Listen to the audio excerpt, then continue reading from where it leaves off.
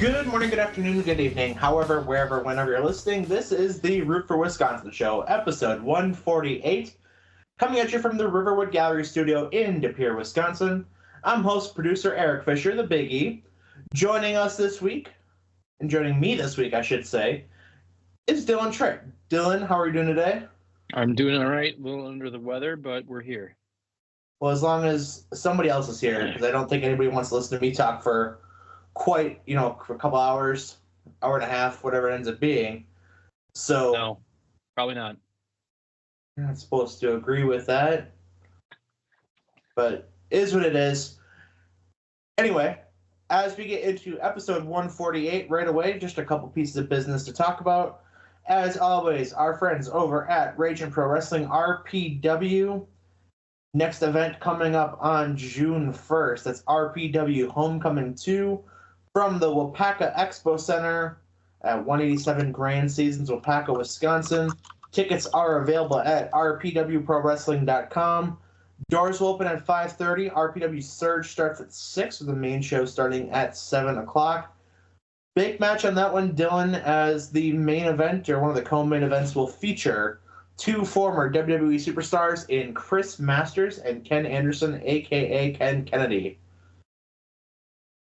So you're not going to want to miss that. Unfortunately, I will not be there, so I will be indeed missing it, but you do not want to, because it will be a blast. I also got to mention our friends over at Ticket Smarter. Get $10 off of every order, not just your first, not just your next, but every single order with code ROOTS10, ROOTS, number 10, for $10 off of every order. With that, Dylan, we jump right into the episode, and we can start with talking about what we had rooted for in the last 2 weeks, as we took last week off. So last 2 weeks, what's on your mind? What's going on? Oh, man, I'm just rooting for the game of basketball at the moment.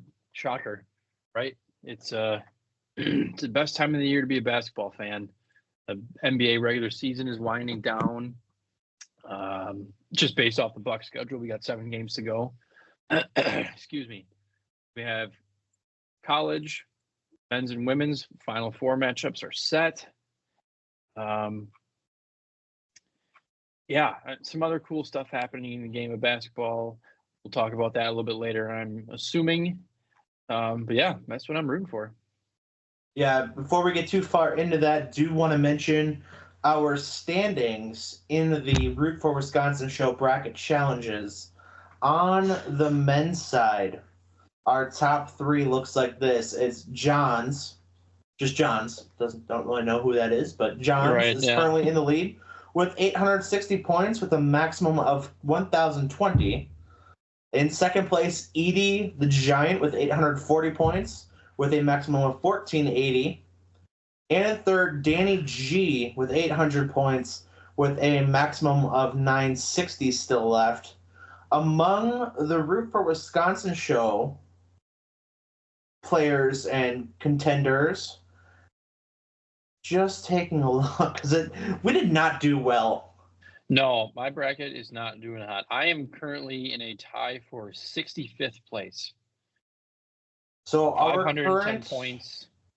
I have a max of 510, so I'm getting 510. That's my points, 510.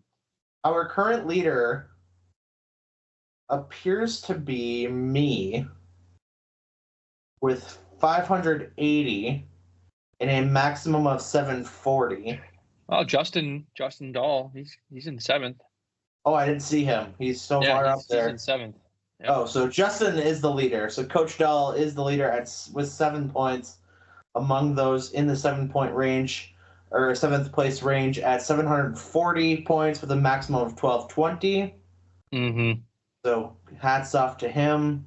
I'll take home second as of right now with 580. Sean's in with 48th place with 570, and he's locked in at 570, so he will not be passing me. Beyond that, I believe actually Ramsey, I have to check on his because his is not named. His is F college basketball, and he did really well the first few days, but I think he might have fallen off a little bit. Yeah, that bracket's in 15th. So Ramsey in second, I'm in third, Sean's in fourth, you're in fifth, and Shauna's bracket, which would be 99 problems, but a swish ain't one, in 76th place with a maximum of 570. So she can tie Sean if the rest of the bracket goes her way. Yeah. So it's still possible for her to tie Sean. Interestingly enough, I remember I mentioned that I did an autofill bracket based on how the program does stats and stuff. Mm-hmm. That bracket right now is currently in the 99.8th percentile of all brackets. That's insane. Yes. I'm ranked 46,182. And let's see what we got here. This bracket had Duke in the Final Four in the place of NC State. It had Duke beating Texas Tech. It's got Purdue, which is correct. It's got UConn, which is correct. And it's got Alabama, which is correct. Interesting. Very interesting. The picks that it's got Alabama beating UConn, which is interesting to me. And it's got Purdue beating NC State, and then Purdue winning the national championship. That Alabama over Purdue, Alabama over UConn pick is an interesting pick, but we'll see. Yeah, we will. And we'll talk more about the tournament a little bit later in the show. On the women's side, Dylan, a three-way tie, or we have a tie at first place with John and TCH 10's picks. Mm-hmm. And then you and I tied for third with 96 point in the top 96.7 in the country with 1020. So anybody's bracket there in theory. You and I both also have the same maximum as well. So best of luck to all involved. I know that, my root for are also going to come for basketball, so I'll kind of piggyback off that and put a bow on this. But honestly, I mean, the first weekend of the tournament was absolute madness. It really was. I think my favorite game, I loved watching Oakland beat Kentucky. Get some Horizon League love out there. Yeah, so, I'd agree. Big shout out to them. On the women's side, the whole tournament's been great. Obviously, or as we know, GB did fall short to Tennessee in the opening round. Had a really not great second quarter, but it happens. That's kind of what happens when you meet size. So hats off to the Green Bay Phoenix women's team. We'll go through their season and the men's side a little bit later in the episode, but do want to give a shout out to them. But honestly, I think the last few women's games have been amazing to watch. I know I caught myself Monday night watching Iowa, LSU, and UConn. Who'd they play? Believe they had USC. So just two star-studded matchups in that Elite Eight round, with Angel Reese and Caitlin Clark in the one game, and Juju Watkins and Paige Beckers in the other game. Also worth mentioning on that UConn team, last year's Miss Basketball, KK Arnold from Germantown, Wisconsin, a starter for the UConn Huskies at the two guard, and played some huge minutes in that game as well. So lots of great basketball leading to a great semifinal game ahead of a matchup potentially more than likely with South Carolina. In that Final Four game of Iowa and UConn will be must-watch appointment TV on Friday evening. Yes. I will be sitting in front of a TV watching that basketball game.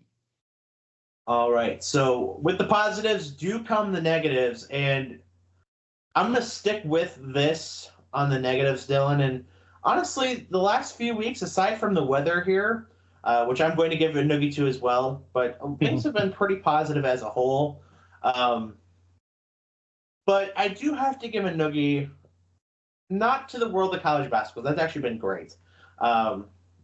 Even if it doesn't go my way in terms of how the bracket went, it's been fun to watch. But, man, I gotta give a noogie out there on the men's tournament side in our bracket challenge. Specifically, I don't know if this person's a listener or if they just saw hashtag bracket challenge on Twitter, but in our group, there is a person who cheated every definition of the rules that we said. It's like Luke Myers picks or IG Luke Myers picks, and there's like 8 brackets by this person. Mm-hmm. And that's not exactly a specific number. Well, but here's one called IG Luke Meyer 07's pick 9. Yeah. And it's just, first of all, I'm going to say we don't have that great of a prize, or we don't really technically have one lined up yet. We're still working on that. But this really reminds me of the guy who, and the reason we had to start locking brackets after the first game was because we did have someone who tried to get in and found, they got to the championship game, and after the game was completed, they started finding bracket challenges they would have won. And honestly, we don't have that great of a, I don't think any of these podcasts or any of these internet shows out there have that great of a prize. Even if it's like a t-shirt or something, what are you, what's the point? What's the point of making 10 brackets to win some internet prize? You just look like a jackass. And so that's my noogie. I'm also going to give a quick noogie to Wisconsin weather, which is also we're going to talk about in just a minute here. But Wisconsin weather is my other noogie. For those of you who are not in Wisconsin, or depending on what area of Wisconsin you're in, we got roughly, I think, ending up snow totals were probably about in the 4 to 6 inches range of accumulated snow on April 2nd, but just constant snow, high winds, thunder snow, insane weather pattern that came through Wisconsin, and just kind of split the state, and several thousand people without power, including our own Sean Klosterman. So we'll talk about that more in our Wisconsin Web Story of the Week, but that is my other nugget. What do you got for us, Phil? I'm going to give it to, excuse me, the fact that Knuppel 2 did not make the McDonald's All-American game. Okay. Our Mr. Basketball, our Duke Mr. Basketball. Yep. The son of Carol Nordgaard, former GB legend. Yep. Stud basketball player. ESPN's got him ranked 22nd in the country, joining an absolutely stacked Duke recruiting class. Duke also has Darren Harris out of Fairfax, Virginia, ranked 37. Then you got Khan out of Milwaukee at 22. They go up to Pat Gongba, how you say his name, out of Warrenton, Virginia, at 18th. Isaiah Evans, Huntersville, North Carolina, at 7th. And then obviously the number 1 player in the country, Cooper Flagg, out of Newport, Maine.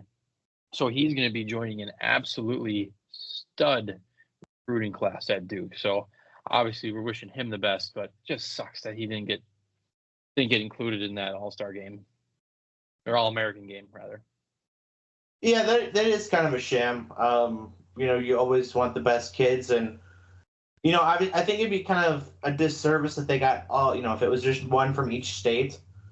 But the dude is realistic. He's in the top 20, or 22nd in the country, and it does break up by coast. You can't tell me that all, and he'd be on the West Coast team, because that's how Wisconsin sits for whatever reason.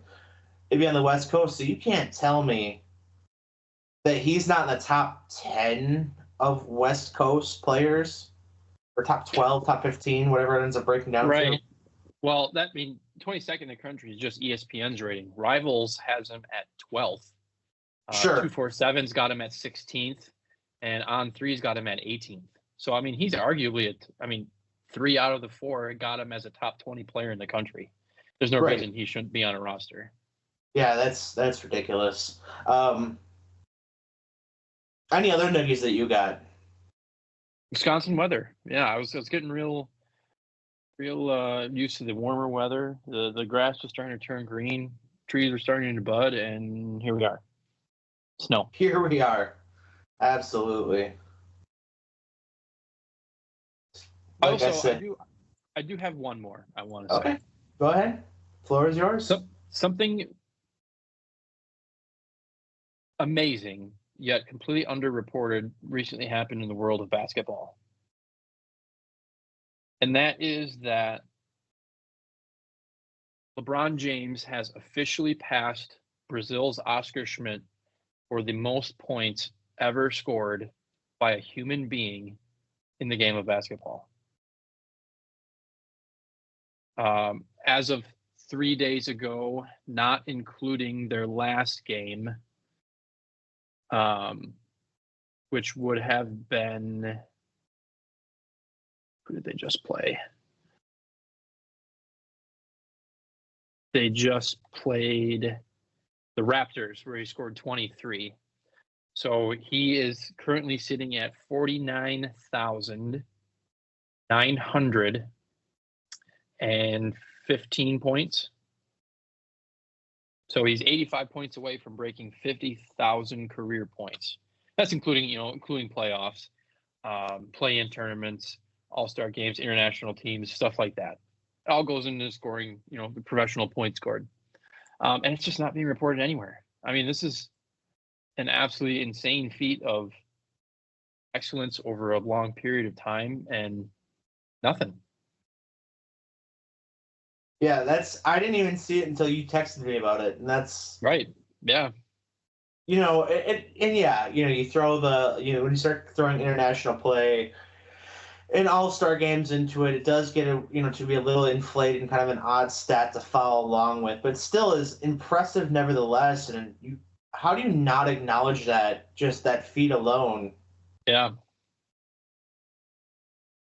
Absolutely incredible. That is an incredible feat. So yeah, I will co-sign that as well.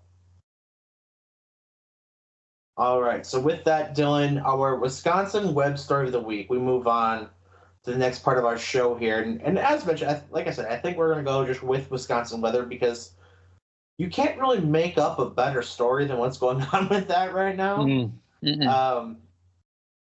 Just an absurd winter storm that came through here, and even right now here in Green Bay, it's almost 6 o'clock, still kind of raining and snowing a little bit. Over the weekend, it was in the 50s. Saturday and Sunday, it was in the 50s, and Tuesday afternoon sucked. Last night, overnight, going into Wednesday sucked. And then by Friday and Saturday and Sunday, it's supposed to be back in the 50s again. Just an absolute anomaly. Winds reported as high as at Austin-Straubel Airport at 56 miles per hour throughout most of the state, or through the northeast Wisconsin area, getting up into the 40s, 40 miles an hour. Reported snow in the Pulsifer, Gillette, and Wisconsin area. 9.5 inches of accumulated snow here in Green Bay, about 6.2, a lot of which already melted. Oconto had 7 inches, Wapaka 6.8, Appleton 7.8, Fond du Lac was 6, so pretty widespread, but 6 to 10 inches of snow throughout most of, I guess I would say, our listening area based on the old school radio project, right, listener demographics, but we're worldwide. So through most of our home base area is what I would say. Over 90,000 people without power as a result of this storm. So unfortunately, it makes up a lot of our listenership between Sean and his family and my parents, my brother. So almost half our listenership without power going on. I believe my parents said that they lost about 6:30, so just about 24 hours that they would be without power on their front. And potentially not being restored till tomorrow or the next day. So do you want to give thoughts and prayers to all those out there who could be affected by that? I know for entertainment purposes, we're just talking and making jokes about it, but 90,000 people without power is not fun. No joke. No joke. The only other joke I have about it is that I do not miss working for the electric company. Because a day like today, I have on good authority at about 8 or 9 o'clock this morning, there was about 200 phone calls in queue on the electric emergency line the company I used to work for, which not my problem. That's a lot of phone calls to answer. That's a lot of overtime, which that part was nice, but that's like a 15 or 14, 15-hour day of taking phone call after phone call and getting yelled at about, hey, where's my power? I don't know. Have you looked outside? Mm-hmm. Yeah. Trees down, trees on lines, snow on lines, lines on the ground, underground faults, whole shebang. Yeah, it was that wet, heavy snow. And it got on stuff and it just weighed it all right down. Which, not a noogie worth on this part of it, but I do gotta give half of a noogie to one of my Horizon League co-writers, who is currently in the Bahamas with 88 degrees. We have a Slack group chat, and yesterday afternoon I took a picture of my surroundings, and he's like, "Oh, it's 88 degrees and sunny in the Bahamas." I'm like, "F you, man." With all due respect, of course, but right, yeah. Enjoy the trip, but I'm not happy about your trip currently. But as I said, weather will turn around here in the next couple of days.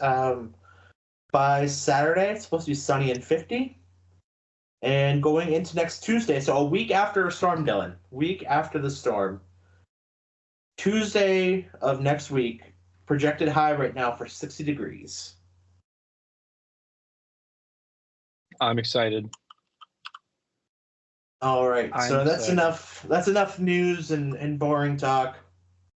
We'll jump back into the world of sports as we have a lot to talk about this week. And do you want to start just a real quick mention, starting with the world of basketball real quick, before we get into that a little bit later? Do you want to mention in the women's McDonald's All-American game, Allie Zybel, the Neenah, Wisconsin product, on the West Coast team, number 4 ranked recruit in the country, according to ESPN, committed to UConn, did win the national three-point contest, scored 8 points for the West team that did go on to lose in the game ultimately. But Allie Zybel with 8 points and the three-point contest winner of the McDonald's All-American three-point contest. So shout out to her. I would like to add there that she did go on. The men's champion and the women's champion did go against each other, and she ended up winning that one as well. Fantastic. Yeah, she was incredible, and that's one thing that watching her play at state basketball, I've only actually seen her play those 2 games, the semifinal and the championship game, that I've seen her play in person, but just there's not superlatives enough for her with the way she plays, but the way she plays reminds me, it's honestly, and this is a very lofty comparison, so it's not necessarily a fair comparison, but it's the same style of play as Caitlin Clark or Steph Curry or even her future UConn teammate Paige Beckers, where she has the ability to score off the dribble. She has this ability to spot up and shoot if need be. She can shoot with long range. I mean, not just at the arc. I mean, she's got range from there as well. Well beyond it. Well beyond the arc. So, but the ability to shoot off the dribble is what actually I think impressed me the most. Because I think that's the mark of, I mean, anybody can spot up and shoot. Guys have made careers out of it. Kyle Korver, Shane Battier, list goes on and on from there. But the ability to do both and do it off the dribble where you're not set per se and just truly creating offense at a lethal level is what she can do. So again, do I expect her to be the next Caitlin Clark? Absolutely not. That's not a fair comparison. That's such a lofty expectation. But do I think she's going to be a great UConn Husky and make UConn even better when she's paired up with KK Arnold? And Paige Becker is already announcing she'll be back for next season. Don't know, with the rest of the squad of what their eligibility situation looks like or if they're planning to come back next year. Specifically, Leah Edwards, I'd have to look at her eligibility situation as well. But when you have that core group, you have three very good guards alone. Yes. Playing at just an insane level. Again, looking at the stats of that UConn team throughout the season, I mean, just a loaded team. Aaliyah Edwards is a senior. I don't know if she has another year of eligibility with the COVID year or not. Right, but I believe she would. Listed. I believe she would, but she's currently scoring 17.6 per game, 9.3 boards this season, which is just, again, utterly insane. Mm-hmm. She is a senior, like I said, 6'3" senior out of Kingston, Ontario. So whether or not she does come back for that bonus year, because her freshman year would have been 2020, 2021. So kind of a COVID senior, but we'll see if she ends up coming back. But looking at the rest of the team, a very balanced attack, very young team as a whole. Beyond her, only one other senior, which is Nika Mule, a 5'11" guard out of Croatia. Rest is juniors, and like I said, Paige Beckers technically is she does have one more year of eligibility because of that, so we'll see what she ends up doing with that. But adding Ali Zybel to that class is going to make a very dangerous Huskies team going forward. Yes, I could not agree more. All right. So with that, Dylan, we'll transition quick back to the world of baseball. Milwaukee Brewers are at 4-1. They do lose their first game of the season today, falling to the Minnesota Twins 7-3. With that said, just a couple quick notes on the Milwaukee Brewers worth mentioning here. First and foremost, the emergence and the appearance of Jackson Chourio, the 20-year-old phenom for the Brewers, hit his first career home run today, got his first career hit on opening day. Everything that's kind of come expectation-wise for only playing 6 games at AAA, signing the massive extension this offseason without having played a major league game. Only, not even a full week, but looks the complete part. Got to be excited about that. Rest of the team, Christian Yelich having a great season so far as well. 2 home runs, 368 average, 3 RBIs, OPS of 1.113. And Rhys Hoskins endearing himself to the Brewers faithful early on, causing a bench-clearing situation on opening day, going 3 for 3 and a home run on Saturday in the second game against the Mets, and getting thrown at and causing another situation, and then a home run today at AmFam. So Rhys Hoskins definitely also doing his part to endear himself. Ultimately, the only kind of downfall of the team that, and the reason that I think they kind of end up losing today, and something that's, I think, is concerning as the season goes along, but I think there's ways to remedy this situation. The amount of innings that the bullpen has had to pitch so far through 5 games is a tad concerning. And the reason I say that, the Brewers do get lit up today in the 7th inning. They held the lead through 7, and then a dynamic part of the Brewers bullpen last year, Yoel Payamps, gives up 5, or responsible for giving up 4 runs in a third of an inning in the 7th today. Ouch. So has pitched I believe he's pitched 4 innings in the 5 games to this point through the first week of the season. That's kind of the downfall when you don't have more than one quote-unquote ace pitcher. And granted, it's early in the season, you're not really stretching your starters out anyway. But of the last 5 games, because you've gone one complete time through the lineup or the rotation, Freddie Peralta, I believe he had pitched 6 innings on opening day. DL Hall, who pitched game 2, only went 3 or 4 innings. Trying to Looks like 4. Yeah. Going through the rest of the rotation, it was trying to just get the Sunday starter here.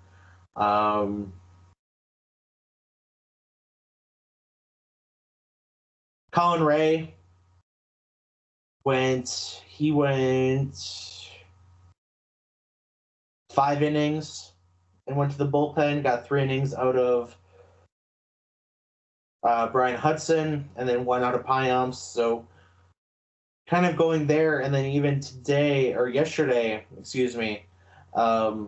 with going to yesterday's starter, who was Jacob Junis, a 4-inning start. Electric in those 4 innings when he was going through it, but 4 innings out of him, 5 out of Colin Ray. And then today's effort from Joe Ross, which coming off of injury, don't want to dump on him too much, but a 3 2/3 inning appearance, which your starter, as you kind of get through the season, you ideally want 6 is kind of the goal. If you can get 7, depending on pitch count and situational baseball and everything kind of goes with that. But when Freddie Peralta is the only one who goes further into a game than that, and Freddie, over his opening day start, again, opening day early in the season, I get it. He goes 6, and then in an inning from McGill, an inning from Piamps, and an inning from Uribe. Just a little concerning when you're going to the bullpen that early, that often, through 5 games. So that's my hang-up. There is relief in the rotation anyway, where you have Wade Miley as a player who is going to come back into the rotation relatively quick. And you can either put another one of those arms, whether it be Ross or Junis or DL Hall, out in the bullpen, or you can kind of split starts a little bit and not have to go to your quote unquote, high leverage guys so frequently. So there is paths to go here, but still just a little concerning that some of the expectations that they may have, that this may be a trend and not just kind of an opening week anomaly. Whereas, Corbin Burns in his first game with Baltimore, I believe he went 7 and was phenomenal in that outing, which I do root for the best for him. It's not a anti-Corbin Burns thing, but when you lose him, you lose Brandon Woodruff through the injury, you're kind of piecing together a rotation.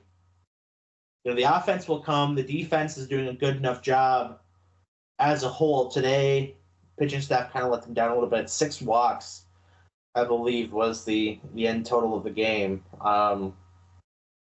Just double check on that. 7 walks, excuse me. Pitching staff gave up 7 walks, which isn't going to help out anybody.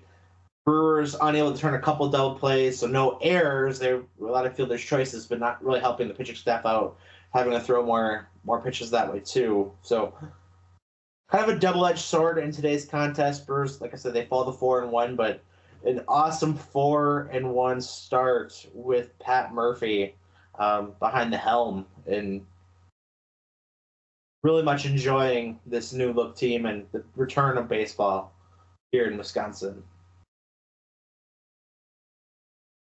Right on. With that, also in the world of baseball, the Wisconsin Timber Rattlers are supposed to get their season started in the next couple of days. Currently scheduled snow melt. Currently scheduled to open the season up on April 5th, which would be Friday. Whether or not that happens, to be determined. As of right now, per the MLB app, or MILB app, a 6:40 game time still is announced. I don't believe that they've officially postponed, but worth keeping an eye on. But baseball is almost officially back in Wisconsin, Dylan. High school baseball and softball getting underway prior to the Wisconsin weather situation. But it's that time of year, man. Well, the boys and girls of summer are back.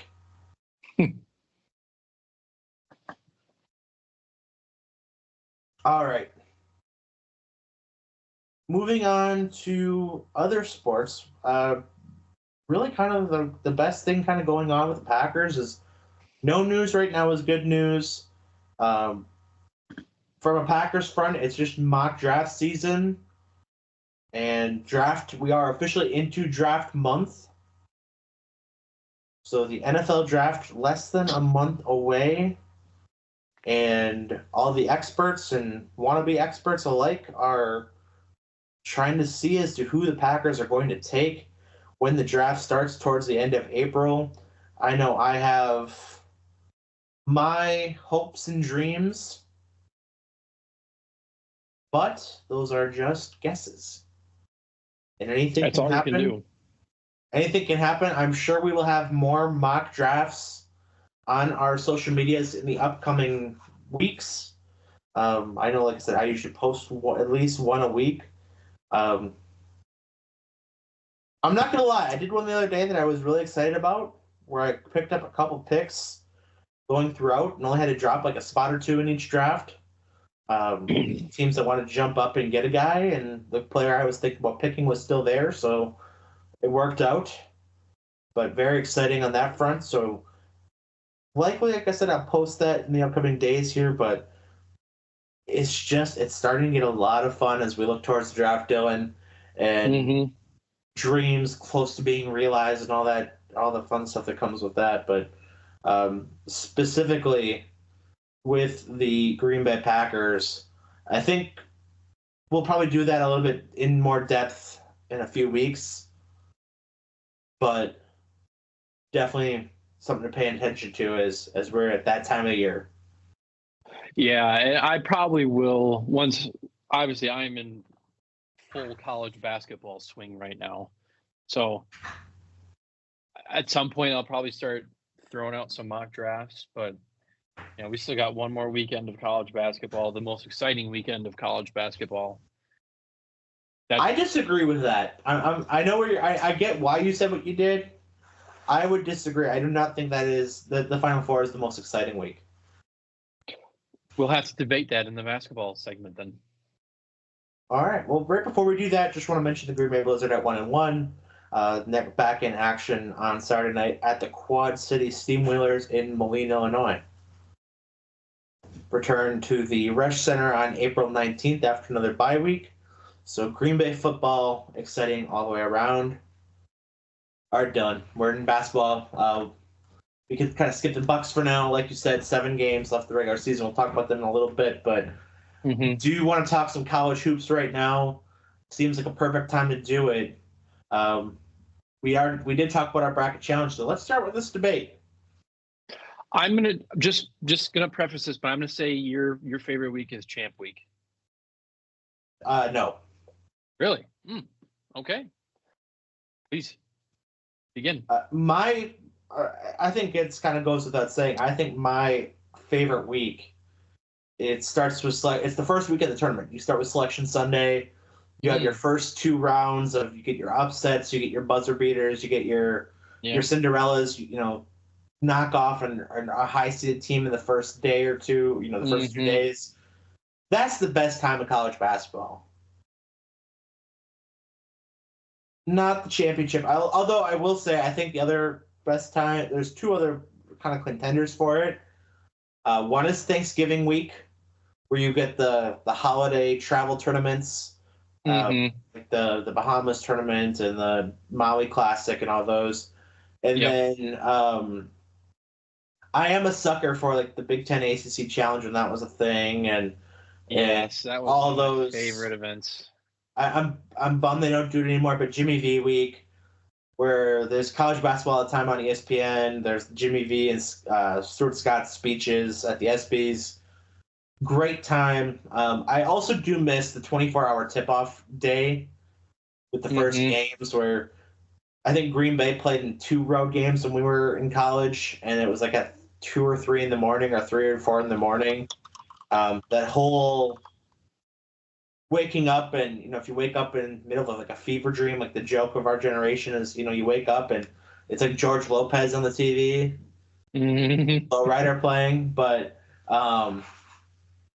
being able to wake up and watch basketball from like 5 a.m. to, go to class or go to work, whatever, and have games on literally all day. And then just, as you get into the prime time, like the prime time games, as you get to like 6, 7, 8 o'clock p.m., you get like the Michigan State versus North Carolina on an aircraft carrier or whatever. Yeah. Some of those games was an amazing time. And I really hope that at some point we get back to that. I know, I'm assuming the TV ratings aren't great, but I remember like there are schools like UC Santa Barbara was always a big fan of playing that first, like it'd be like a midnight game for them, so it'd be like 2 a.m. here. I'm not even sure if that's the right school, but you got to see a lot of these smaller schools in action because they're the ones like, yeah, we'll jump at that opportunity. We'll play the weird schedule game to get on national TV prior to March. Yeah, I do miss that. I am still going to say that my favorite time of the year is this upcoming weekend. Final 4 games for the women on Friday. And the men on Saturday. And then the women's championship on Sunday, men's on Monday. I do think that's just the best weekend for me. That's everyone's goal in college basketball. We want to win that national championship trophy. This is where they put their big boy pants on, and if you're gonna write your legacy in stone, this is the weekend that you do it. I would say my second is the conference tournament weeks. You get teams that you're fighting for your chance to be in the tournament. I mean, let's use the NC State men's team as an example. They're a bubble team. If they ran the gauntlet in the ACC tournament. They beat Duke and North Carolina. North Carolina was in the championship, and now here they are. They just beat Duke again to go to the Final Four. And I must say, as a Duke fan, you as a Duke fan, DJ Burns is a big some bitch. That's what I'm going to say. Manhandled Filipowski. DJ Burns is a big some bitch who took down Duke. He's taken down everybody. He's taken down everybody that's come in their path from the conference tournament on, having beaten Duke, having beaten your Tar Heels who didn't even get to the Elite Eight, so, whatever. Yeah. But that is a big old boy who fundamental. That's exactly what it is. And with a supporting cast, good enough to help them out and take the reins as needed. But yeah, that is a good time. I will echo, I think championship week is a great week. I will say, as a mid-major fan of the Green Bay Phoenix and the Horizon League as a whole, it is a stressful week. Oh, it really is. Because, like NC State's a perfect example of a team that was on the bubble. You can argue that even if they don't win that conference championship game against North Carolina, they're not in. It's a very heavily debated. They steal an auto bid because of the conference championship. But there was a shot, right? Like if they lose that conference championship game, there's a shot they get in because of the run they went on to that point. In schools like Green Bay, and you kind of you get to Oakland, who was the Horizon League men's representative, and just trying to go through some of the other ones. Gonzaga used to be in this conversation, but not really anymore. I'm totally blanking on Toledo, who missed out again this year, but just all these mid-majors who you could be, in theory, you could go undefeated in conference play, and you could miss out on the tournament because of one slip up in that conference championship tournament. James Madison. You could be like the Green Bay men would have been your freshman year of college, my senior year of high school, where they were a contender for an at-large bid because of the season and the resume they put together, but ultimately miss out. And it's one of those, like I said, it's a stressful week. So that's kind of gone down in my rankings just because I know the stakes that come with it. Although it is really entertaining if you're not like super invested into a school. Right. And you're just watching basketball and you're kind of taking it at surface level, and kind of the same thing with that opening day of basketball where it's on basically all day because the mid-majors are trying to get their game on ESPN or CBS Sports Network, whatever it ends up being, to get that game on national TV for their fans and for their conference and all that, and get a little bit of exposure. But man, is that week stressful when it does not need to be. Yeah, that's why I like it. It is a good week. Like I said, I think the Final Four is a great weekend. Like, we are going to get some of the best basketball that will be played this year. Obviously, some of the best basketball that will be played this year. And you get some of these marquee matchups, like I said, with the women's side, UConn, Iowa, which I am so excited for. I mean, how often do you get? I guess I shouldn't say it like that, but how often do you get like a must-watch semifinal game on the women's side? Like, this has been the evolution of the year of women's college basketball to really take that next step. We saw it even in that LSU Iowa Elite Eight game where they had 12.3 million people watch that game, the most watched college women's basketball game ever. More watched than any NBA game last season other than one. More watched than any MLB game. More watched than any NHL game last season. You name it. It surpassed every single superlative that it possibly could in viewership, and it lived up. It was a great game. And I'm just looking here. I think Iowa in that game has put up the most points in the entire tournament so far. But 94. I'm looking at South Carolina, and their opening game put up 91.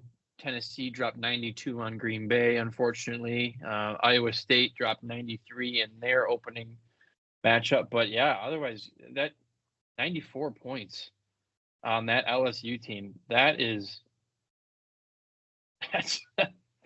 a lot of points. I mean, what Caitlin Clark had? She had 40, right? 40 or 41. I want to say she had 41. Oh, that was prime time stuff.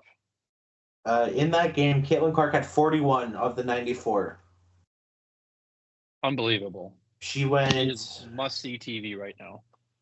She went 13 of 29 shooting, 9 of 20 from 3, 12 assists on top of the 41. That's insane. Must see. And like I said, go ahead. Now she's coming up. Iowa's matched up with that UConn team that we were talking about earlier, how they're so balanced, they're so well put together. This is going to be a tall task for them. It really is. Yeah, that UConn team, like I had said earlier, 28 from Paige Beckers and 11 of 23 shooting, 3 of 6 from 3. 10 rebounds for Paige Beckers in that game. Aaliyah Edwards, 24 and 6 in that game. KK Arnold, 4 points, 5 rebounds. Mule with 8 and 5. And for what it's worth, even Juju Watkins for USC, the freshman phenom for them, 29 points on 9-25 shooting, 24 points from Mackenzie Forbes, another great player for the Trojans as well. So you're getting, I mean, the superstars are coming out. And you have two fantastic must-watch matchups on Monday. And you will have two must-watch matchups for the Final Four on Friday. Yes. Let's see. Just diving into that one a little bit. ESPN's matchup predictors got UConn favored at 60.6% to beat Iowa. I would not touch this game with a 10-foot pole if I was betting, which right now the betting line 2.5 for Iowa per ESPN bet, an over-under, Dylan, of 162.5. That's insane. That's insane. Let's take a look at the other one game quick. South Carolina, 3rd seed, and the number 1 overall seed, South Carolina. Let's see, ESPN's matchup predictor is 83.8% in favor of South Carolina. Over under 139.5. NC State. You said South Carolina twice. Oh, yeah. I'm sorry. 83.5% in favor of South Carolina. With a spread of 11.5. This game I would probably bet on. Yeah, this one, yeah.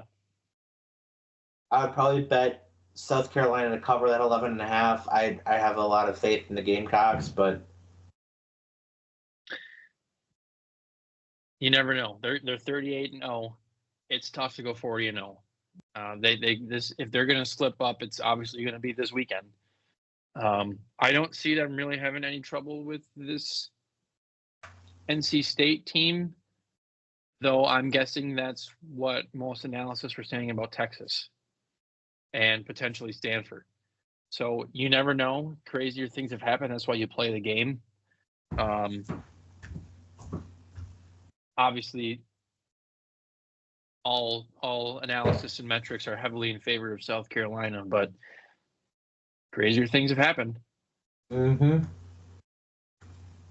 So that is college basketball. Just to put a bow on the Green Bay Phoenix season, as you mentioned, they do fall to Tennessee in the opening round of 64 in the NCAA tournament.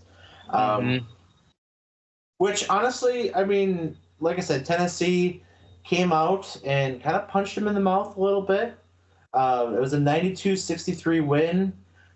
Green Bay was with them through the whole first quarter. It was 23-21 after 10 minutes, but a 21-7 second quarter, really the difference in the game, and then 26-16 third quarter. But that 7-point limitation for Green Bay and in the second is really what's going to tell the story of this game. Rickea Jackson, who we had said, again, a lottery pick for the WNBA draft. 26 points for her in that one. It was 14 points for Puckett, 13 points for Spear, 11 points off the bench from Tess Darby. So a very balanced scoring effort for the Lady Vols. For the Phoenix, Maddie Schreiber, 13 points, Bailey Butler, 5, Natalie McNeil, 6, Cassie Schultz was 6, 9 points for Jasmine Kondrakowicz. Jenna Geyer was 7, Maren Westeen was 6, Kelly Genke with 4, and Natalie Anderson with 7. So just one of those things where you fall short. And yeah, you can point to a lot of different things that went wrong in that game. Obviously, we went over that, as it happened, but like you said, they kind of just got. I want to say they got punched in the mouth early because, midway through the second quarter is really when Tennessee started to pull away. So, I mean, end of the first quarter, the game was actually tied. It was 23-21 after one. Oh, yeah. Yep. My mistake. But, I mean, still, they're right there. And then all of a sudden, Tennessee goes on that big run. Well, here's the discrepancies, Dylan. And looking at this game, I have the box score pulled up, as I'm assuming you do as well. Yes. Green Bay only commits 8 turnovers, which is exactly what you want. Yep. But exactly what you expect from Green Bay too. Exactly. You expect that. They take care of the ball very well. But the two, and it's so stupid saying this, but it is what it is, because you have to say it. Green Bay, 25 of 66 shooting, that's 37%. Tennessee was 35 of 60, 58%. 10 more made shots. Only two. They shot same amount of 3-pointers, 6 of 20 for Green Bay, 8 of 20 for Tennessee. But 10 more made shots, less turnovers, 43 rebounds for the Lady Vols, which 32 of them were defensive coming off those Green Bay missed shots. So, as stupid and cliche and easy as it is, you got to put the ball in the basket. That's really the downfall here. I mean, it's not they got out-assisted because there's more made shots, but had 6 steals compared to 2 for Tennessee. Matched them essentially. It was 2 blocks for Tennessee, 1 for Green Bay. Only committing 8 turnovers, but the 40 points in the paint compared to 26, and then just making more shots. It's simple as that. Yeah, and that's often what it boils down to is simple stuff like that. And you can't win every single one of those little battles. It makes it tough to win the rebounding battle, and it's tough to win the assist battle and the turnover battle. But you got to get something. Obviously, they're well ahead on the turnover end, but it just wasn't enough. And it sucks to see them lose their opening round matchup. You know, they win that game and they go on to play NC State, who is currently going to be playing, or on Friday will be playing for a chance to get into the national championship game. So the tough draw for the Phoenix, but still had an awesome season. Can't be disappointed whatsoever. Which, when you really think of, I mean, had they won that game, they would have faced NC State, which coincidentally the same path that the Oakland Grizzlies would have kind of went through, where they get past their first round SEC opponent, face NC State in the second round. That NC State game on the men's side with Oakland, led by tournament darling Jack Golke, Wisconsin native, goes and really, I don't think that game should have ever gone to overtime. I mean, that's where they had a shot to win and had an awful final possession because Greg Campy held his timeout and didn't use it right before his guy threw it away because the play was not developing the way they wanted it to. But it is what it is. That's why you play the game. So with that, just looking at the Green Bay men's side of things, as we mentioned, they decided to not play any postseason tournaments. I don't have an official record that they were invited to any, but I would have to believe, based on teams that are playing in some, that they would have. So take that for what you will. But in the transfer portal, they did retain the services of a lot of their young core. Of the guys who have decided not to come back. Elijah Jones, a 6'7" junior, which was kind of a surprise to me. Well, actually, I shouldn't say decide not to come back. They decided to test the waters. That's the interesting with the transfer portal is they can decide to come back if they choose to. If the team would like to have them back, they can. So Elijah Jones declared for the transfer portal. Clarence Cummings, that one was not a surprise. Redshirt junior was honored on senior day. He was one of the few holdovers from the Will Ryan era. So not surprising there. Same thing with Ryan Wade, who was also one of the holdovers from that same era. Jacob Anchek, a 6'8" freshman from British Columbia, Canada, has decided to test the waters. I don't believe he is committed anywhere yet. Actually, I believe that's the same thing for a lot of these guys in the portal right now. Elijah Jones, as I mentioned, Jacob Anchek only played in 5 games. I believe Rich Byrie, the 6'8" senior from Delafield, Wisconsin, also decided to test the waters of the transfer portal. I don't believe he's committed yet. And then, of course, the main option is Noah Reynolds, which he is declaring for the draft early on and also testing the waters, but also made a very poignant mention, as most players do nowadays. They have their Instagram announcement, their little graphic they make up. Did mention that a return to Green Bay is very much on the table, which is, if depending on what his his scouting of the NBA draft process would tell him, which I'd imagine would probably be at best a late second round pick. Mm-hmm. But I fully expect him to come back to Green Bay, and that's what I'm expecting until it doesn't happen. Yeah, I think I agree. Obviously, he's by far and away the best offensive player on our team. Losing 20 points a game when our next highest scorer is 8.5, that would hurt. I mean, obviously, if his draft process tells him that he's probably a lock in for that late second round, and he decides to go for it, well, then obviously you got to take that. You can't pass on that. But it would hurt to see him go somewhere else. It really would. It would. I will say, and I don't want to speak for him. I've never met him. Mm-hmm.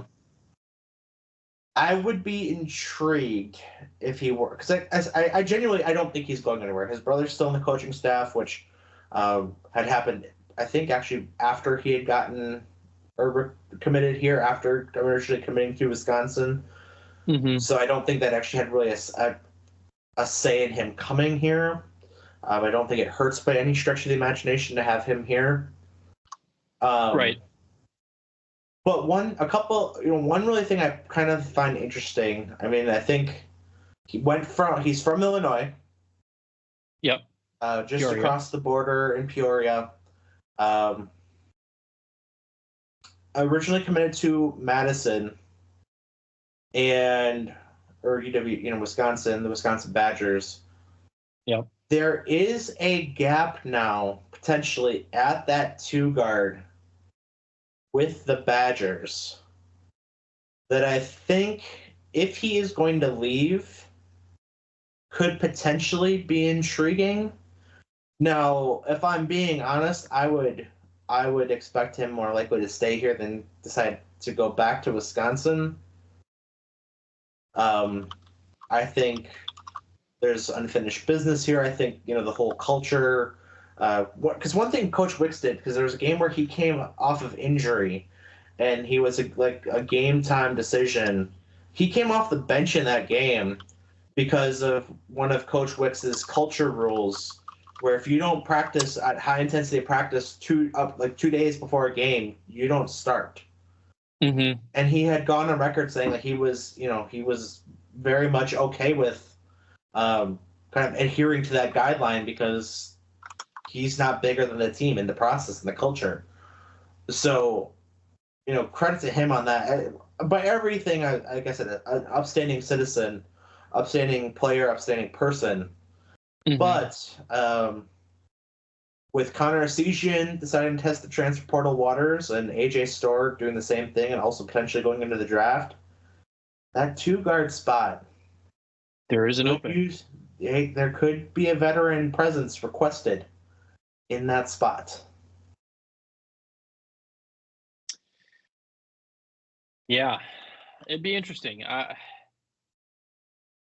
If you're in that position, do you leave Green Bay and go to Madison? As a fan of both teams, there's no homer bias here. Mm-hmm. I'm a fan of both teams. I think I would ultimately, it would depend on what the draft process looks like, right? Like what True. the feedback is, what the, because when you go through the draft process, unless you're the first overall pick, it's here's what you're really, really good at. Here's reasons we're not going to pick you. Mm-hmm. And as you get further down in the draft, the second pick is here's why this guy went above you. The third pick, here's all these reasons. And that list gets longer and longer as you fall, even position, pick 2 to 3 or 3 to 4 and so forth. So mm-hmm. I think it would depend on what that kind of comeback report would be on him. If it's truly that he hasn't done it against big enough opponents, or or hasn't done it on a big enough stage, which I think would kind of be asinine. But especially when you look at the success that mid-major players have had in the NBA now, even looking at like Ja Morant, as long as he's not on Instagram. We know that these mid-major guys can play at the same level, right? Like college basketball, one thing that we're seeing a lot of actually in the last couple of years here is that you don't have to go to the big school because we're seeing 11 seeds and 10 seeds get to the Final Four, get to the Elite Eight. So those seeds, you're spread out a little bit more because the game of basketball has gotten so much better. So to that end, I would say I don't think it really matters as to the school. But of course, there's old heads out there that, well, they had only had two Power 5 games this year. It was Iowa State and Oklahoma. For what it's worth, against Iowa State, Green Bay only scored 44 points, but he had 14 of them. And then when you look at that Oklahoma game they played in December, in that one, Noah Reynolds, of the team's 47 points, had 11. So is he going out and scoring 25 of the team's 47? No. But that's also never been his real role either. Right. He has the capability to go out and score that many, as we saw with the Wright State win at the end of December, where he had 39 points. He has that capability to do so on a big stage, but it's not his role in the offense. So to answer your question, the long-winded way of answering your question, I guess I don't know. I guess I don't know, because I think for myself, I would be tempted to want to prove it that I can do it on the smaller stage, and I would want to, come back and try to win the Horizon League outright. And you go from literally Team 362 to having been in first place for a lot of the regular season, and kind of fall short in the conference tournament because of injury and all that stuff. But I would be tempted. I think, like I said, I don't think having his brother around hurts by any means. But, if you're talking about going closer to home, even Madison's still, I think, 2 or 3 hours away from Peoria. I'd probably want my brother around if that's kind of a determining factor. Right. So I don't have a great answer for you. I don't think that he's going to be in a much better position than any other mid-major, so I don't expect him to jump to, another team in the Horizon, or even like the Ohio Valley Conference or the Mississippi Valley Conference. So unless it's Wisconsin, or unless it's, like Northwestern or U of I or wherever, and even then, I mean, it depends on the situation, I guess, too. Because Wisconsin kind of starts to make a lot of sense when you look at the gap of the two guard with AJ Storr and Connor Essegian both testing the waters. There's still also a possibility those two could both come back. Right. And I think he's better than Connor Essegian. I think he's probably in a position where he'd either be splitting minutes pretty evenly with AJ Storr, or potentially moving Max Klesman out of the starting lineup, or even possibly kind of a minute share with Chucky and Kamari McGee, another Green Bay transfer. I don't think you're, I guess for my sake, and depending on, again, what the scouting would say, is saying that you need to be able to score more or play more, because in that case, I'm coming back to Green Bay. Absolutely. If it's you need to win more, then maybe Wisconsin, just based on that you need a higher profile. But I don't. Right. And again, this might be a little bit of bias, not necessarily as a homer bias if it's Green Bay versus Wisconsin, but maybe as a little bit of a Green Bay bias. I think you're still in your best position to be the main guy, to be the big fish in the smaller pond, and have that kind of superstar mentality, or as close to it as a guy like Noah Reynolds is going to have. Because, like I said, he seems like an incredibly humble person. But I think Green Bay is that spot to be. I would agree. And you stole my big fish, small pond thing. I was getting ready to say that. I had that armed. But that's okay. I'll forgive you. Excuse me. Yeah, it's. I agree. It's really going to depend on what his draft process looks like. If they say, you're just not ready, kind of thing. If he gets that kind of summary, I'm going back to Green Bay. If they say, you're a 20 points per game guy, but you're in a mid-major. So what we'd like to see you do is jump up to a higher major, perhaps even a Power 5. Obviously, that'd be the Big Ten, and we want to see what you can do there. I'm not sure what I would equate 20 points per game in the Horizon League to once you get to a Big Ten conference. But 15 maybe. Yeah, I was going to say about 15, but it's very doable for him. He's proven he's a bucket. He can score at whatever level he wants to, I think. But at 6'3", 200, he's going to have to prove that he can shoot from the 3, which he was 34% this season. He's going to have to bump that. He's going to have to get that up. He's going to have to shoot well in any scouting scenarios because he's not going to have his ease of access getting to the rim as much as he has in college when he goes pro. So he's going to be a perimeter player by far. Yeah, and I think that's if that's the comeback, right? Like if that's what the draft reports are, I think for me, if I'm in those shoes, and again, try and take as much bias out of this as I can, I'm very much leaning back towards Green Bay because that's the developmental, like you're going to get the playing time to develop that. Right, exactly. Go ahead. I was going to say, and for what it's worth, and granted, totally, we're talking 3 coaches ago, but we've seen guys within the Green Bay program go on to play in the NBA, go on to play in the G League at very high levels in Kiefer Sykes, Alfonso McKinney, and play at that, again, Kiefer Sykes is probably a lifetime G League guy now.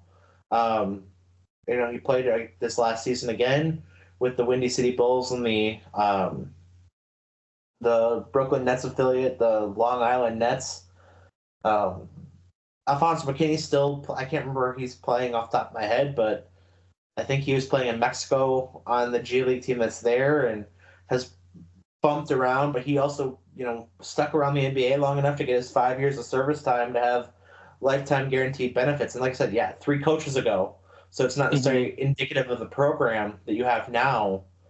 But, we still hold, when you look at the NFL, for example, you still have like Carson Wentz and Trey Lance are compared because they're both North Dakota State guys. So to that end, I'm looking at, Green Bay is a great option. The Horizon League just got a lot of love with Oakland. And the Horizon League proved that it belongs in that big stage. And took down Kentucky with the Oakland Grizzlies and very well should have taken down a Final Four team in the NC State Wolfpack. So as college basketball continues to branch out and the NIL continues to kind of be an even, really kind of even things out.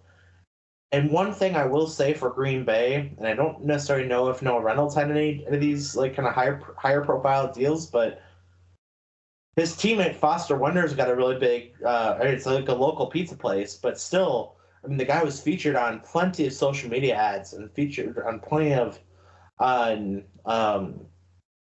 local run with that, did autograph signings, exactly what you kind of want out of an NIL deal. Let's face it, Green Bay is a Packers city.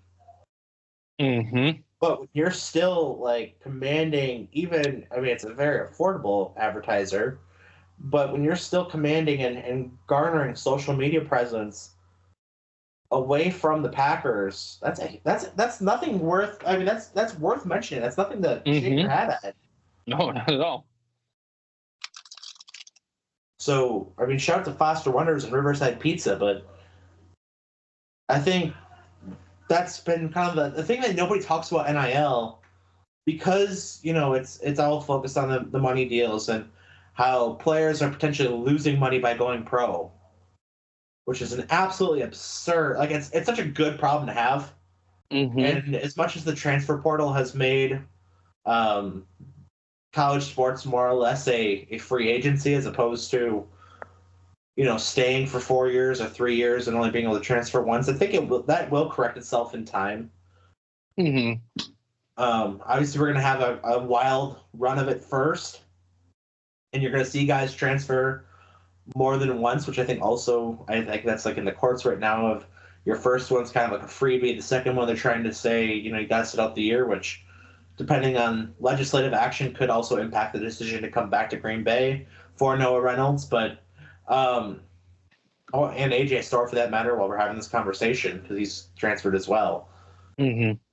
But that's where you kind of get in this interesting conversation of, yes, there's been a lot of bad to it, or I guess bad, quote unquote, as some of the experts would say. But it's kind of balancing things out, and you're seeing double-digit seeds get to the Final Four back-to-back years. Yep. And not be a fluke. I mean, NC State, yeah, they got hot when it mattered. Took down Duke twice. Took down, the Cinderella in Oakland and went to the limit with them. Took down, everyone else that they've played before them, too. So it's not a fluke that they're there. Yeah, they got hot when it mattered, but you're seeing schools like that. You're seeing, like, St. Pete's went on the run a couple years back. You're seeing, trying to think of the two Final Four teams, FAU from last year. Yep.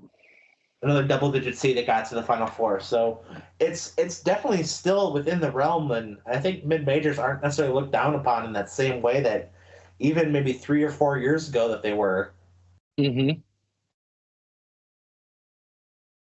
It's exciting. This NIL is going to even the playing field quite a bit.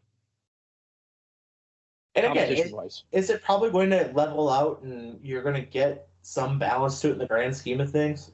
Sure. Is Duke always going to be a force in a wagon because the name Duke, or North Carolina or Kentucky? Yeah, absolutely. Mm-hmm. But Kentucky was a first-round exit. Yeah, Duke made the Elite Eight. I don't remember where North Carolina finished, but Sweet 16. I know that was a joke. Yeah, I'm sure it was. But even, you look at like Michigan, who kind of had a revival and then has faltered just as fast as they rose. I mean, you look at like James Madison, who, yeah, Wisconsin struggled in the month of February, but James Madison, a good up-and-coming program on multiple sports, took down the Badgers, got shit on by Duke, but took down the Badgers. Mm-hmm. You look at, and it didn't end up happening, but McNeese and Samford both being favored in games over Power Fives. It's an awesome time for college basketball, but it really is.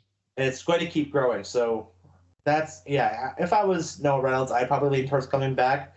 If I'm Connor Essegian, I'm probably leaning at leaving. And if I'm AJ Storr, he's kind of in that position where I think if he's not like a lottery pick or a late lottery pick, I'd probably look at coming back. I'm not looking at transferring because I think the Big Ten is probably some of the best competition you're going to get. I agree.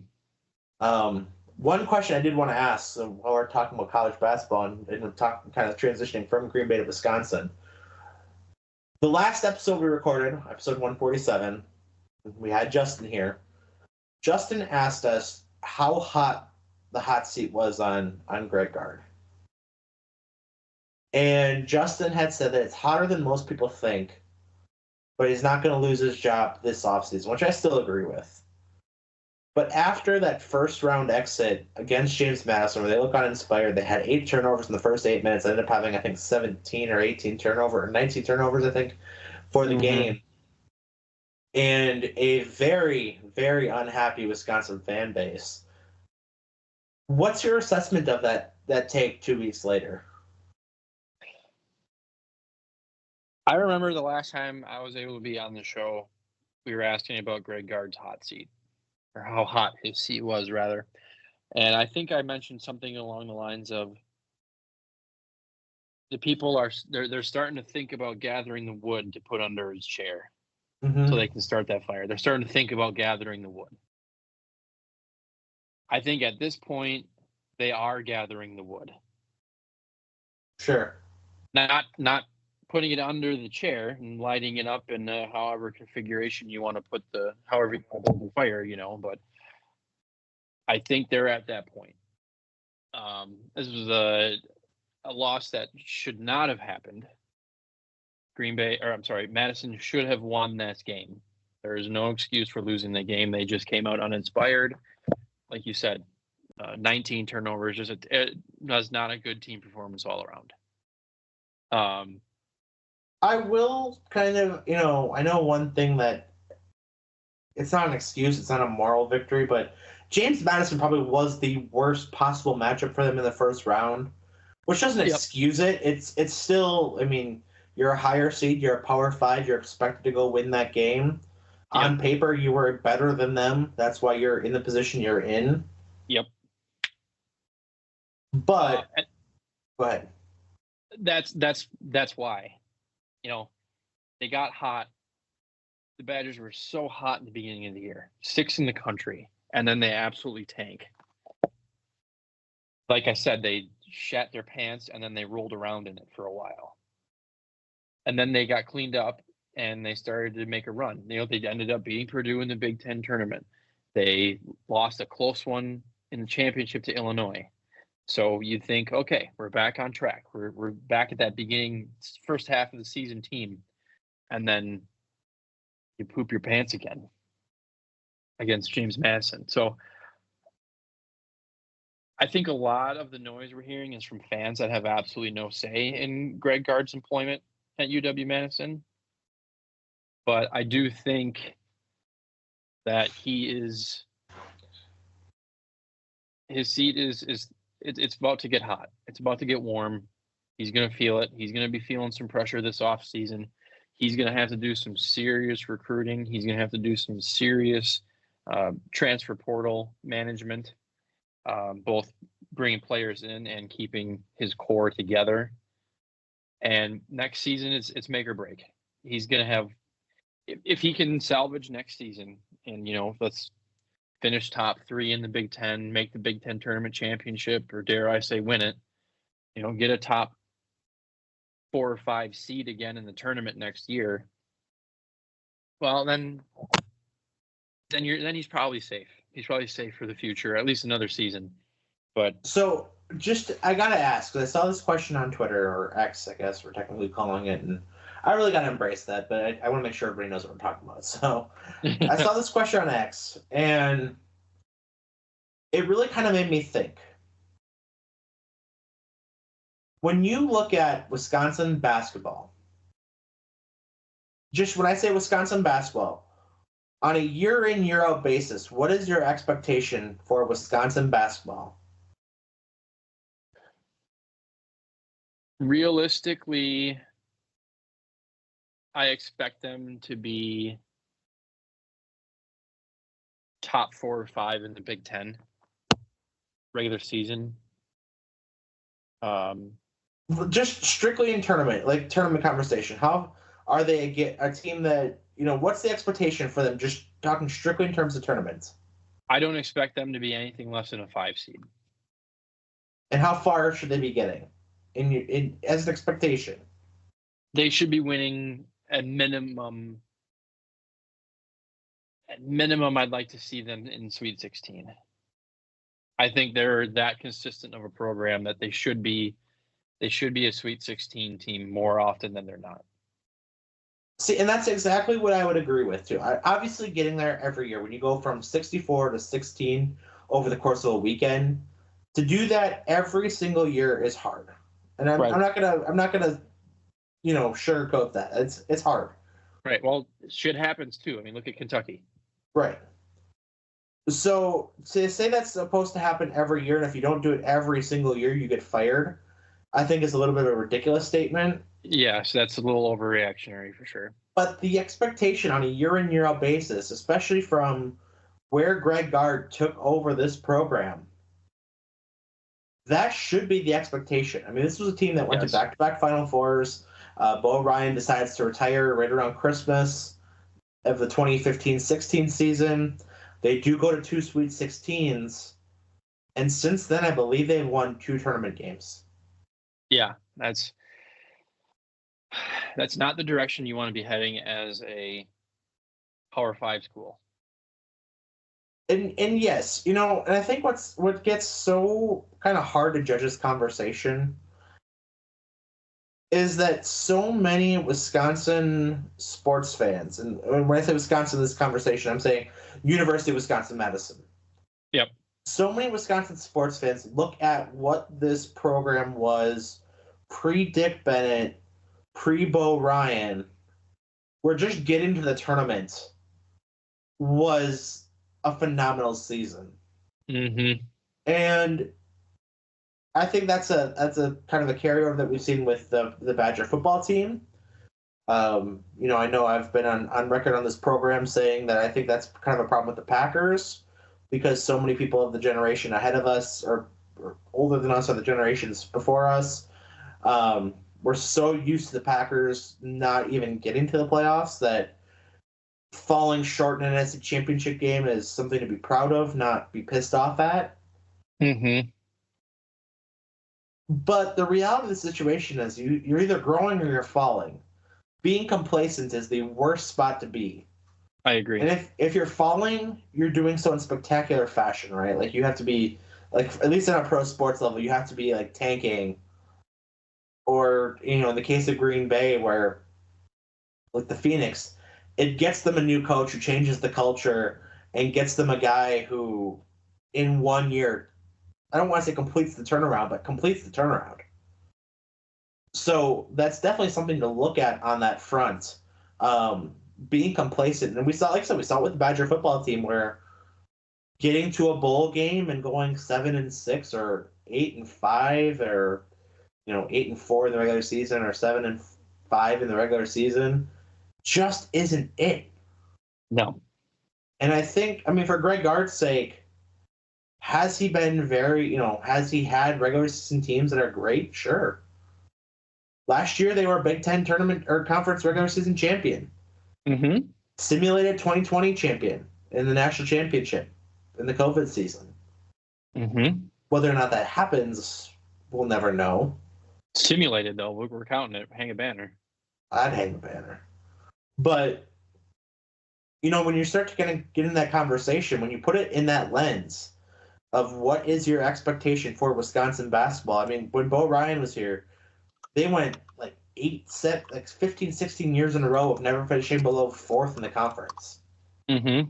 And when your expectation is at least Sweet 16, and it's a down year if you make the tournament and get eliminated in the first or second round, to where now, in the last 5 years, they've missed the tournament twice.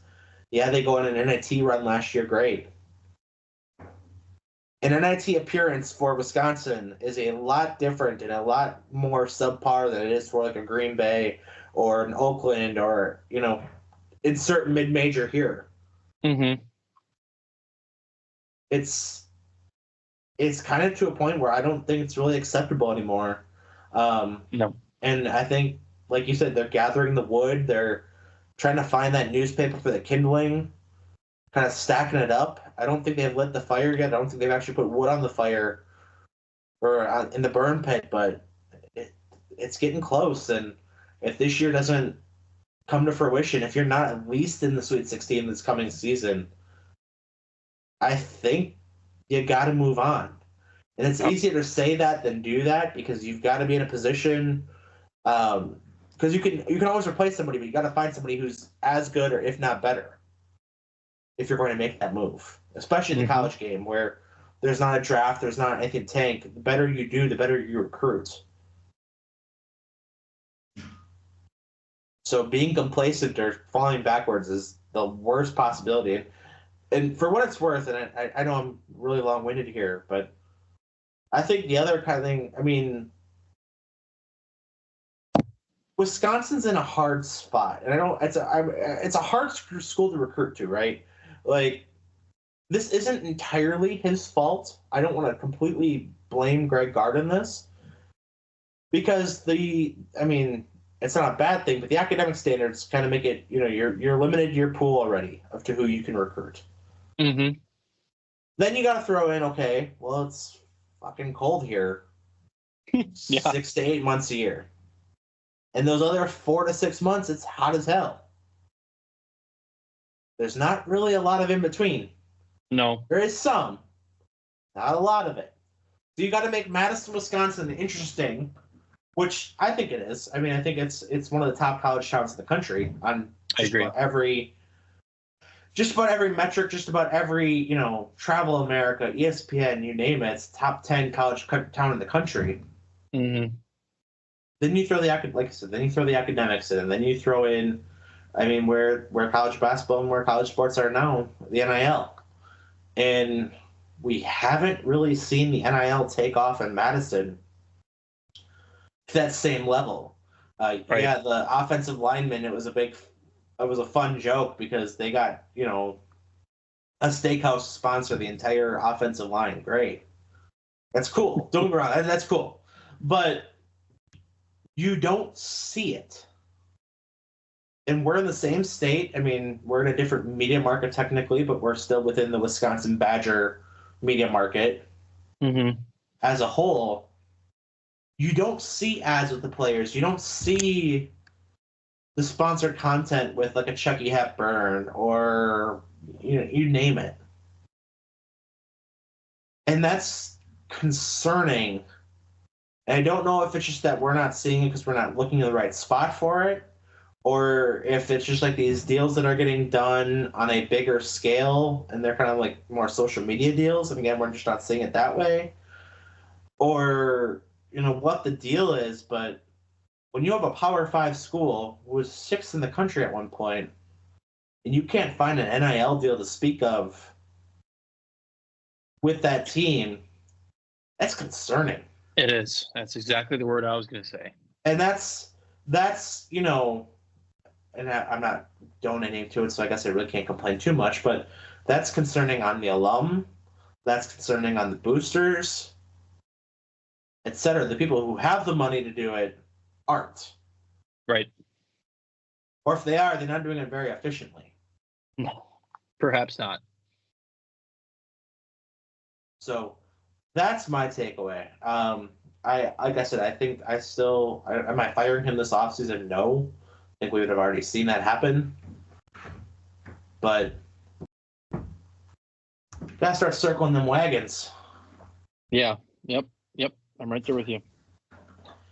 All right. Bucks basketball, real quick, Dylan. 7 more games left of the season. Firmly in that 2 seed in the East. I wouldn't say firm. They have some stuff they need to figure out. They have lost 3 of the last 4. The last one to an absolutely terrible Wizards team. They're hosting the Grizzlies tonight. Should be playing now, actually.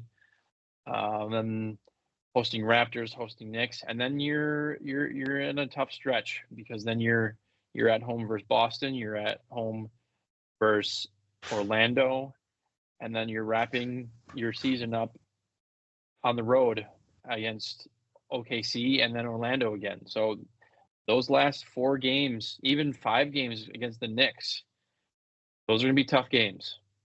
And they're only a game and a half ahead of Cleveland. So there's a realistic possibility here that if the Bucks don't string together some wins here, that they are going to be falling down to the 3 and even the 4, 5, and I don't think 6 is within reach for Indiana, but 2 through 5 is realistic. Here is the nice thing. Together. I guess the one kind of nice thing of that, though, Cleveland is 4-6 of their last 10, so 4 of their last 10. Mm-hmm. That's helpful. Orlando 7-3, New York 6-4, and Indiana 6-4. So it's not. You're kind of splitting hairs at that point, but it's not like you're getting a whole lot better basketball from those other teams right now either. No. Orlando's going to be tough. Like you said, 7-3.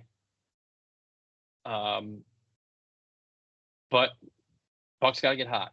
They got to get hot right now. They need to win these they need to win, I'm going to say 5 out of these last 7 games. They got to string some stuff together. And what did I see?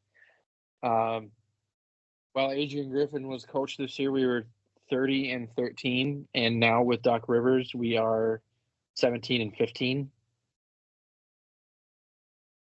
That's not the direction we want to be headed. Yeah, I think that is a little bit of a flawed discussion, but I get where it comes from.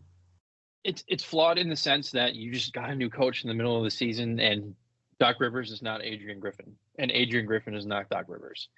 They have a lot to figure out. They probably changed a lot of offensive schemes, some defensive schemes that they're still, ironing out the wrinkles. But the fact that Milwaukee's been able to even hold on to this 2 seed, finishing the Doc Rivers era, or the Doc Rivers era in Milwaukee is 17-15 right now. The fact that we've been able to hold on to this 2 seed is unbelievable to me. Yeah, absolutely, and I think that's good. And we've seen the defense kind of come back to life. There are playing through some injuries right now as well, right? Which I think it also kind of goes towards that context. But I think, we can look at where they were with Adrian Griffin. I think they were 30-13 in spite of him, and I think this version of the team is still kind of what it probably was closer to than it was at 30-13. And I think, unlike with Adrian Griffin, I think Doc Rivers is getting the most of the most out of the team. Mm-hmm. Whereas I don't think we necessarily got that with Adrian Griffin. So I think, depending on seeding and depending on how everything kind of works out, I think they're in a much better spot right now than they were when Doc Rivers took over. I still feel a little more comfortable with that. I still think they have a lot to figure out in these next 7 games, and working on rotations and everything that comes with that, which is not great to be saying 7 games. I know this is exactly what we talked about a few months back when we first, were looking at them at, 11-5 or whatever they were. I don't remember what the record was, but I'm working on making sure that the rotations were right, and can Giannis and Dame play together, and what's the role of Chris Middleton, and everything that's kind of come with that. So I think, like I said, I feel good, but I don't feel great. Yeah, I think Giannis alone is enough to carry us through this last 7-game stretch. He's having an MVP type season. I don't think he's going to win it, but he is having an MVP type season. You got 2 games to figure it out here with the Grizzlies and Raptors, both middle to bottom of the league, where you can get some stuff figured out. Let Damian Lillard, Chris Middleton, Patrick Beverley, let those guys rest.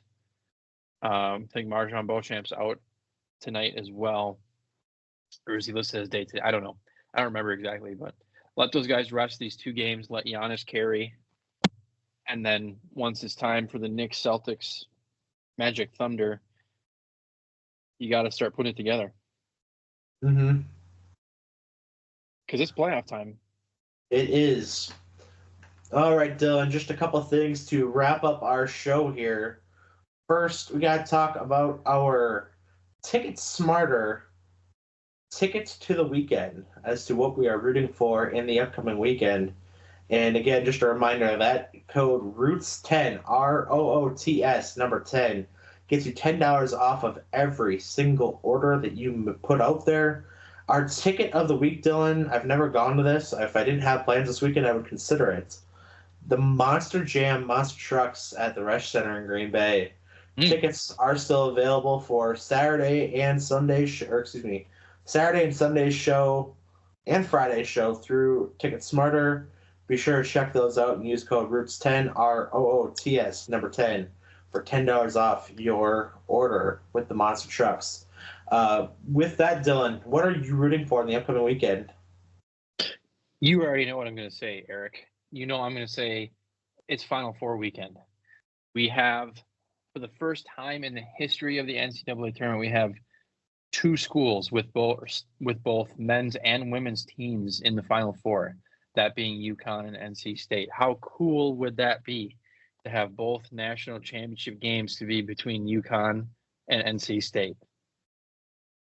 It would be cool. I'm not necessarily really saying cool. I count on it happening. No, I wouldn't either. There's on the men's side, I think UConn will be there. On the women's side, I think, well, it's probably about 50-50. I'd probably put my money on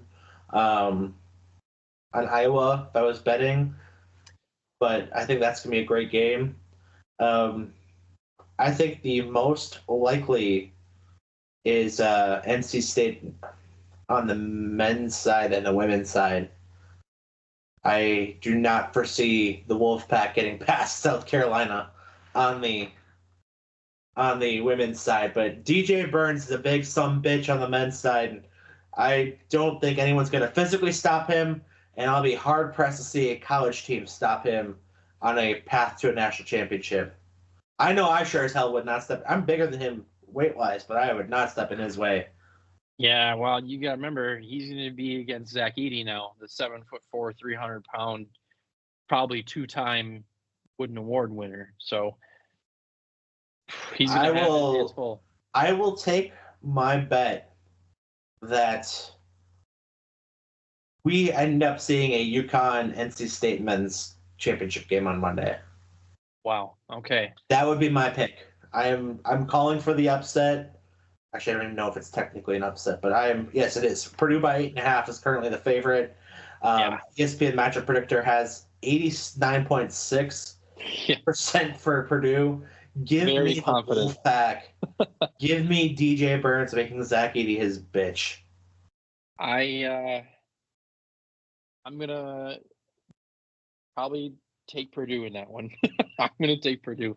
I will say this. I am very much hoping for the Purdue-UConn matchup on the men's side, purely because the type of basketball that both teams play. They play a very fundamental in-out, lots of sets type of basketball, where most of college basketball is now turning into the NBA, where you give it to your best player, and it's how fast can you get up and down. But Purdue and UConn play a very old school fundamental type basketball, and I'm very excited to see Zach Edey and what is his name? Donovan Clingan, UConn's 7'2" center. I'm excited. I really want to see those guys banging around inside. Don't think That's you're gonna gonna. be a. I think it's gonna be. I don't think Zach Edey's that good. 25 and 12. That's pretty good. Statistically, he's good. I don't think it translates anywhere else other than the Big Ten. We saw it last year when they got knocked out in the first round. I just every time I watch him, I'm very unimpressed. He's the only player in college basketball that you have to completely redo your game plan around.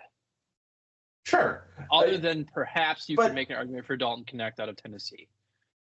But that's almost also purely just based on size. Like that's exactly that's what I'm saying. So and that's important, but I'm not impressed by him. I don't think he's going to translate to the NBA for a number of reasons. Mainly that I don't think the NBA is the same style of play that it was when he would succeed. No. But he might be a G League guy. He might. You never know. And yeah, you've got Wembanyama and what's the dude's name? Chet Holmgren. Kind of making a comeback at that center position, but it's a whole new kind of center.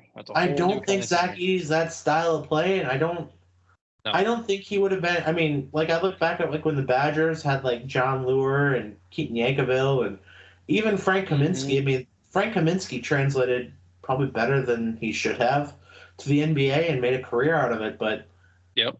I I think they would make, like, that 2015 Badger team would make this Purdue team their bitch. Maybe so. Maybe so. All right. My obviously, Final Four is fun to watch. Brewer baseball. Do got to give a quick shout to my soon-to-be mother-in-law, Kelly. It's her birthday this weekend. Very excited to be celebrating with her and the family over the weekend. But Dylan, something we haven't talked about on this show, and I'm a little bit bummed that we didn't get a chance to talk about it yet, mostly because Sean's not here this week. It's WrestleMania weekend, dude. It is WrestleMania weekend. 2 nights of the road to WrestleMania is always hyped and it's always amplified, but this year's road to WrestleMania has been unlike any other, to the fact where Monday Night Raw this last week, the go home show they call it, the one right before WrestleMania, set a Barclays Center attendance record with 15,000 people. Very cool. For Monday Night Raw, which absolutely incredible. The storytelling you're getting out of the whole Roman Reigns and The Rock and Cody and Seth Rollins and everything that's kind of come with that, and so many other, wrestling storylines. But I'm actually about to jump onto another podcast that invited me to come on and talk WrestleMania. But it is WrestleMania season. It is nights 1 and 2, Saturday and Sunday, 2-night event of WrestleMania, and some of the best product of the wrestling world has been, and I would say easily the last 10, if not 15, close to 20 years. Right on. So I like to hear that. A new generation, and it's been a blast to watch.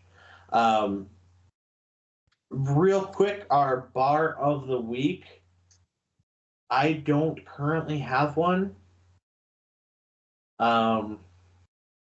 I was bound and determined to find one, but I do not currently.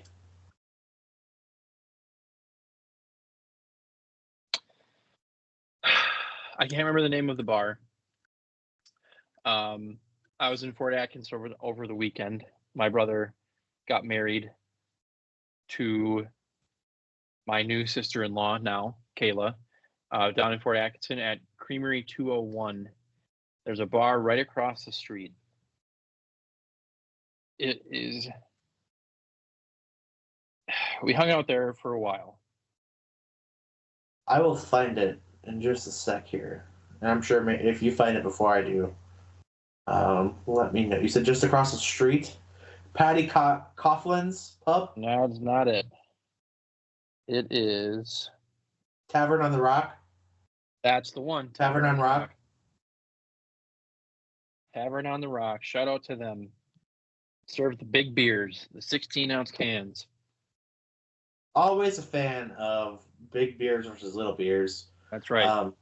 Tavern on Rock, 4.6 stars on Google, listed as a bar and grill. I'm assuming you probably didn't eat whilst there.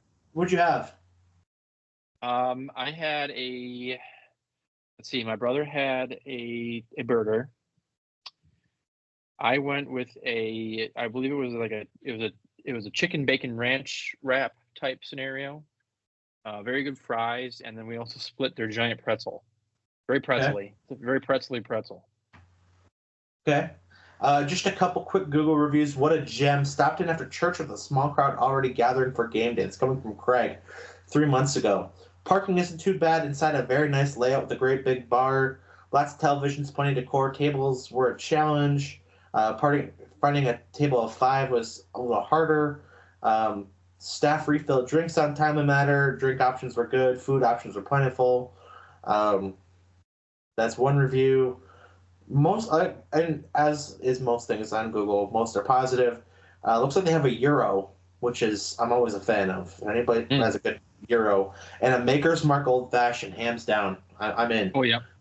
Next time I'm in Fort Atkinson, which I don't even know where that is, but Fort Atkinson, I'll be stopping at Tavern on Rock. Very good. All right, Dylan. Well, that is episode 148. we are in the books for Shauna, Justin, Sean, and Ramsey, who are not here.